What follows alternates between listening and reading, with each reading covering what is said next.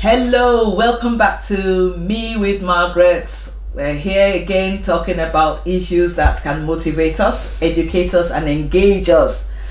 I love this in the sense that when we engage, it gets us thinking, it gets us talking, and I just want to encourage you, if you haven't already, please subscribe, because when you subscribe, you can hear a bit more, you can learn a bit more, and when you do know, you can share it with somebody else that doesn't know.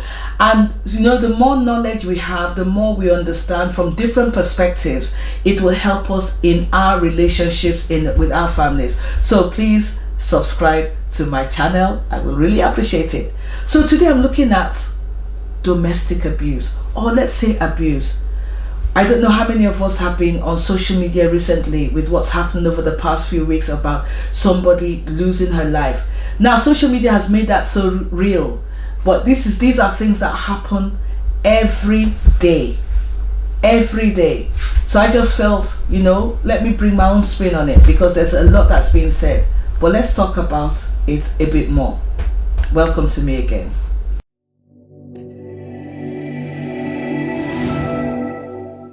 Enough cannot be said about it. Enough cannot be said about abuse. So like I said, social media has made it so real, and we see things that are happening every time. We have become aware of some cases that would normally have been swept under the rug, especially in places where justice is just on paper. We now have staggering statistics on cases all over the world on the subject. Yeah. Thank you, social media. That's one thing you've done right.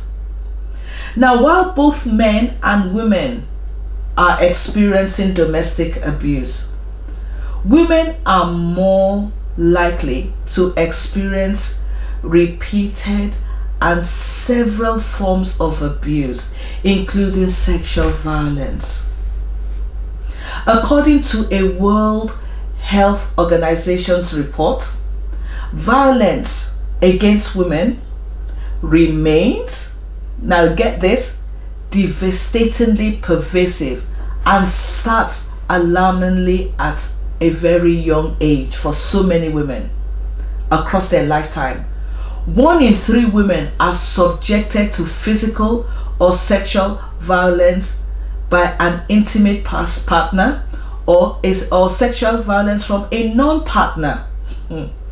A number that has remained largely unchanged over the past decade. It hasn't changed, it's just become more real. Now, there are many factors, that contribute to abuse or domestic abuse.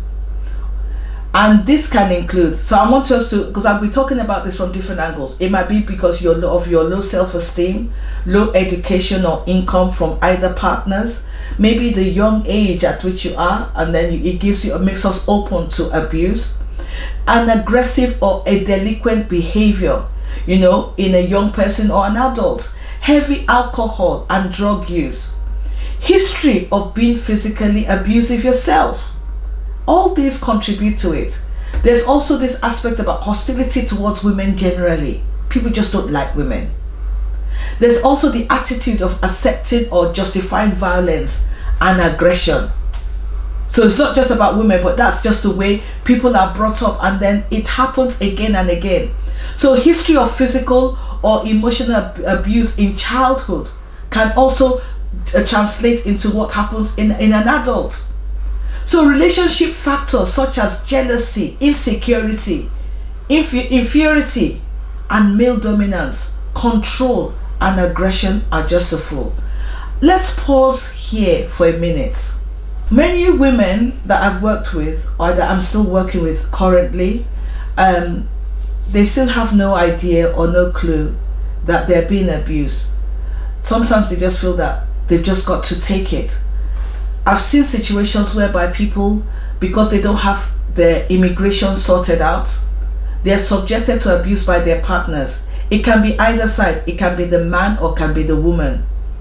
So sometimes a man or a woman might withhold money because they know they have the power or the control.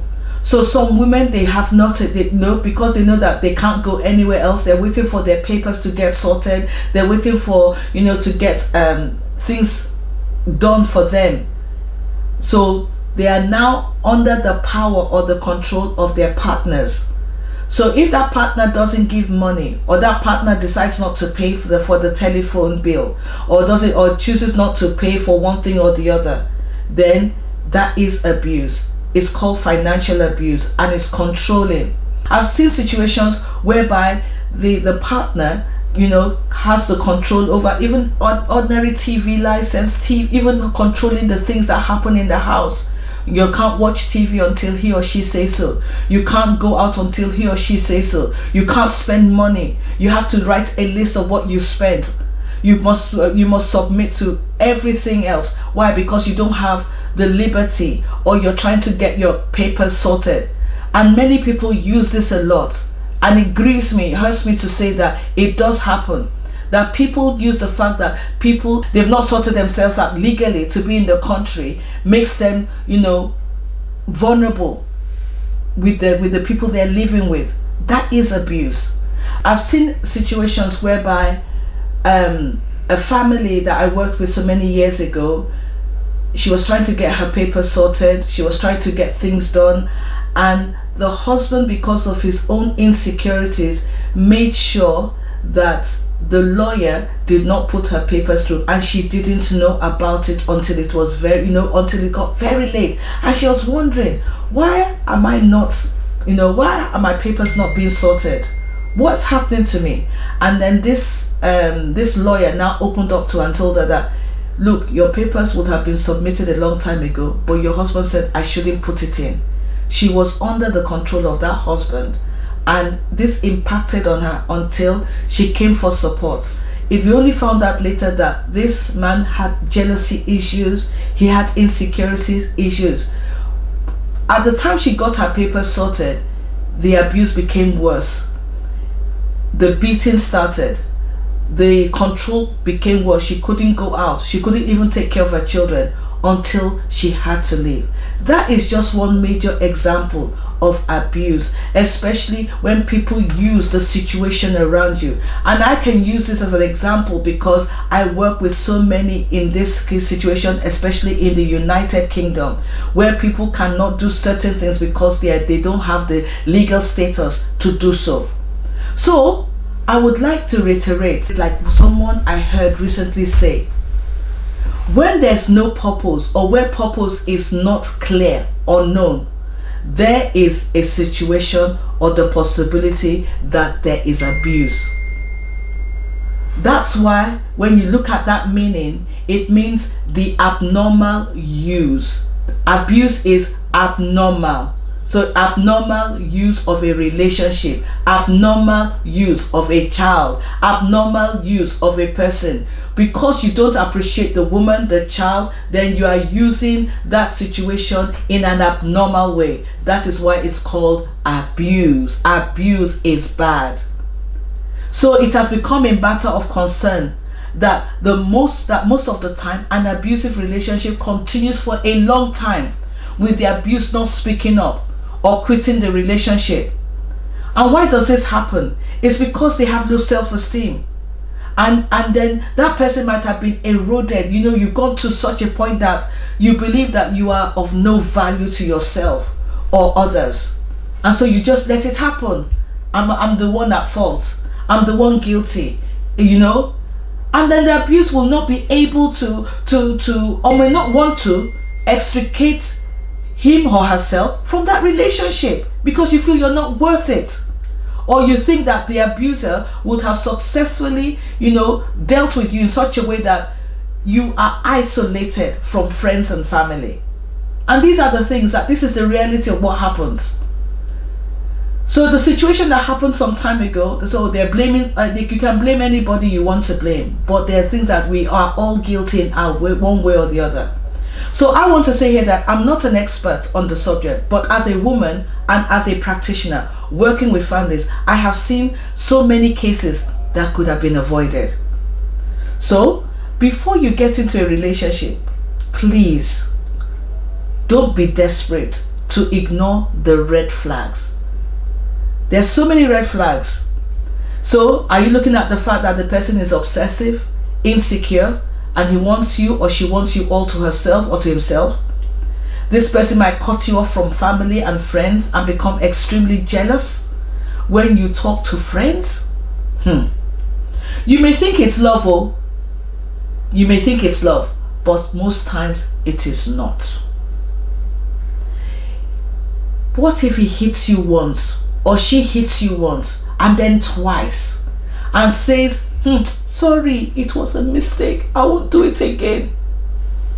What if they have anger issues and they throw tantrums? What if this person or this abuser, male or female, is overly controlling and claims, I am the man of the house, or the woman says, I own this house, I own this property? What do you say? This is what you call abnormally self-controlling. Maybe you are already in an abusive relationship.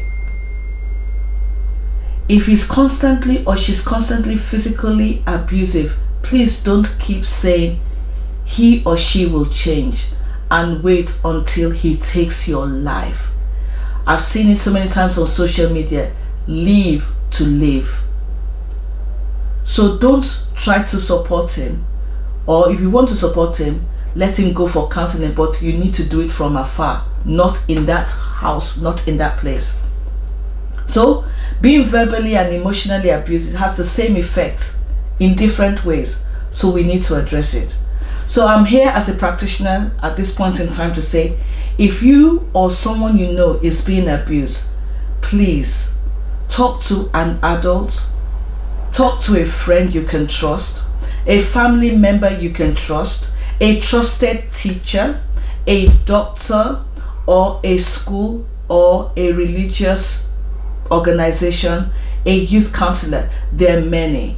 But here, I just, as a professional, I want to just list out a few professional and national agencies. The first one I want to talk about is England's Refugees National Domestic Abuse Helpline. The number is 0808 2000 247. This is a place where you can have an online chat and you can go onto the form and fill it out. The second agency that I want to highlight here is called Bright Sky App. It's an app because we live in a world that is very digital. So it's a mobile app and the website is there for anyone experiencing domestic abuse or who is worried about someone. Please check it out on the website. There's also Women's Aid Local Support Services Directory. It's a women's aid and they have that's a support services across the whole of the United Kingdom. And you can also go to Safe Spaces. I like this one so much because they're available in Boots, in Morrison's, Superdrugs, and every Wealth pharmacy. They're available at TSB banks and independent pharmacies across the UK. So this is a place whereby you can go in, a safe place where they will give you the support you need and you can do it in safely and securely. So these are just a few. It's inexhaustive. There are places you can, but the most important thing is that don't keep silent. Speak out. Don't let tradition, don't let culture, don't let fear, don't let worry, don't let anything stop you from living a life that needs to be fulfilled. Thank you for watching me. Like, share, and subscribe. Thank you.